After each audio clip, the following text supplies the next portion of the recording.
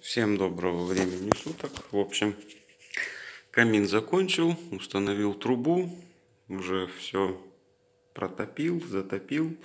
Значит, что у нас с трубой? Здесь устанавливается переход на сэндвич трубу. У меня идет труба снаружи 200, внутри 120. Проход через кровлю в прошлом видео показывал. Ну и вот от этой отметки и до кончика трубы 4 метра. Сейчас покажу. Ну, собственно, вот она сама труба. То есть вот на месте, где проход, устанавливал проход через саму крышу. Это такой алюминиевый лист с резиновой манжетой, которая одевается на трубу. Труба вся собрана без каких-либо растяжек. Вот видно, на местах крепления ее скрутил на кровельный саморез. Ну и сверху колпак.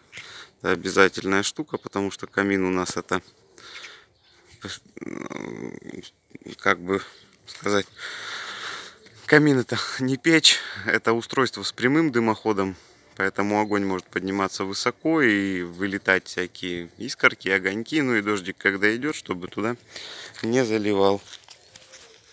Ну и все, собственно говоря, с камином закончил. Топил уже. Не нужно расстраиваться, когда, допустим, я первый раз его затопил, не просушил до конца, он начал поддымливать вовнутрь.